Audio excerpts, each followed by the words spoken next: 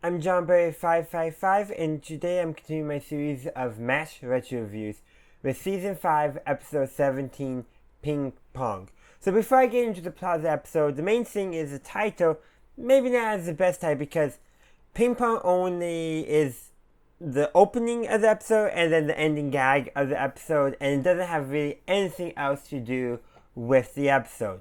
But that is how we are introduced to the episode and to the character of Cholin, who is playing for the 477 in the inter-camp competition for ping pong for all the different MASH units. And of course, the 477 ends up winning against the 80 double nickel. Granted, Frank bet against the 477 because someone told him it was a 3-1 odds.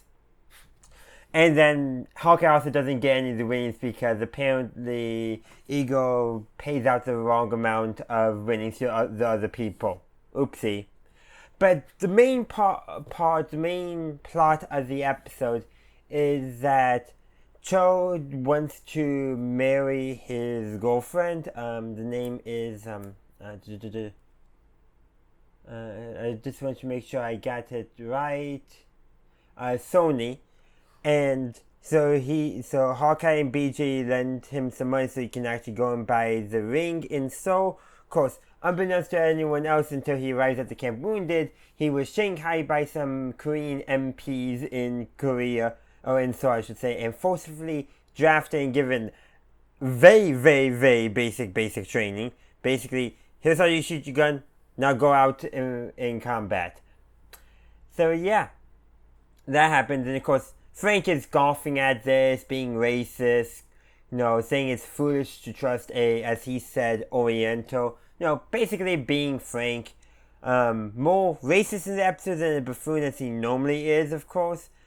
He's always been a buffoon, but some episodes definitely play up more of Frank being a racist than other episodes.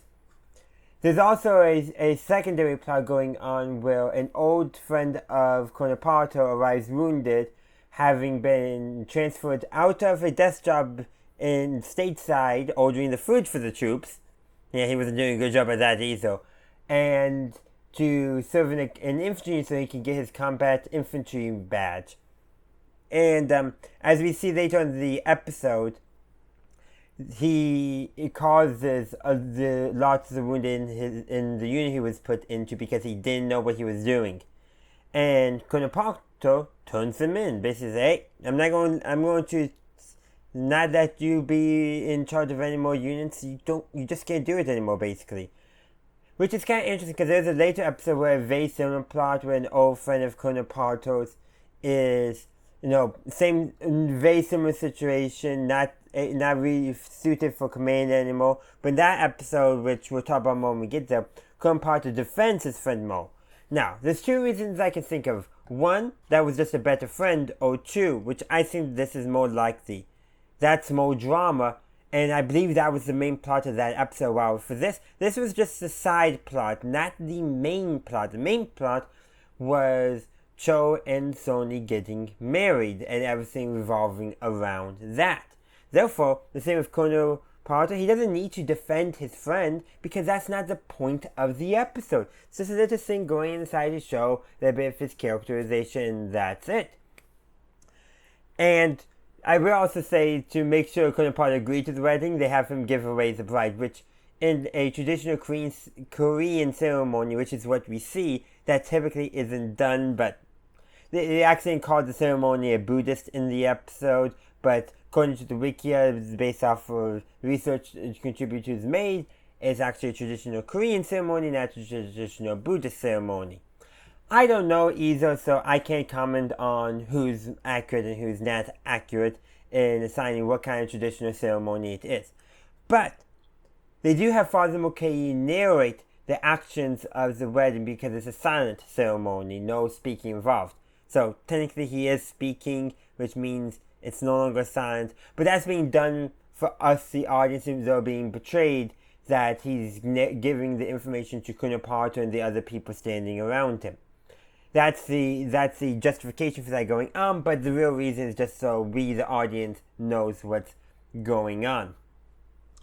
I should also note too that basically all the officers, all the main characters are in their dress uniforms during this wedding, except for Frank, the one who opposed this all because he's still wearing his fatigues, which I really like that. That's showing that, yeah, he may have showed up, but he's not giving it the full respect that everyone else is. Like, you really see Hawkeye in his dress uniform, but he is in his dress uniform during that wedding, but Frank isn't. And I really just love that visual storytelling message trying to tell us what actually is going on with all that. There's also such a callback to Ho-Jun, who was the houseboy for the swamp way back in season 1. I think he only appeared in the pilot and one other episode. So not much going on there. And that's pretty much most of it. So I will say there is a scene where Margaret is hemming the dress that Sony will wear during the wedding, and Radar is basically her dressmaker dummy, for I guess the best description of what he's doing. He's basically being the model, and Radar is uncomfortable about all this, and he mentions a line like, you know what guys back home would do if someone wore dresses, which is kind of very interesting because he's alluding into that in the real way cross-dressers, transgender, any kind of queer identity was treated in the 1950s and still for a long time in American history, and still that case in many places. He's alluding to that. And of course, he phrases it in such a way that what Klinger's doing to you as a bitch guy of the army is totally fine, totally reasonable, but doing it back home, no. So I will say there is a subversion, because when MASH was going on, there was still a lot of homophobia and all that against any kind of queer identity, and there still sadly is today, as I already alluded to, if I remember. But he mentioned that basically his Uncle Ed basically bullied a cross-dresser back home, whether cross-dresser or transgender, who knows.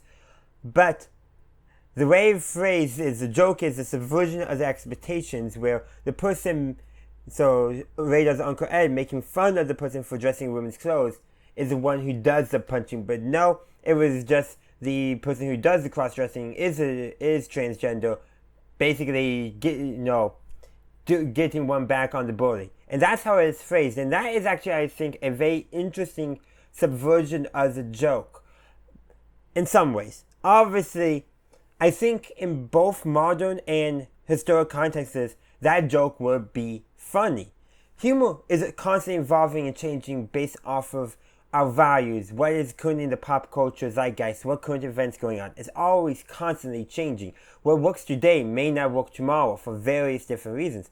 But this joke somehow manages, in my opinion, to work, because both then and today, the joke of the victim being able to get one on the bully, I feel like is a classic punchline that is always going to work. Whoever that person is, I forget the name that Radar gave, he defended himself against the bully. And even if back then you may or may not have supported him, you still would have been like laughing, you still would have found humor in it, because the bully got what is coming to him, even if you you agreed with the bully. Does that make sense? The joke works because because the person you expect to do the punching is the one that gets punched. And that was true then, and that's true today. I think my second way of explaining it worked out better, but that concept, the idea of where you expect the violence to come from, is now with the actual physical violence. The physical violence is the key coming from, is what makes that joke work both today and back then. So perhaps with our different cultural contexts and cultural values as times do change, we're going to interpret it in a different way than the audience did when MASH was originally airing.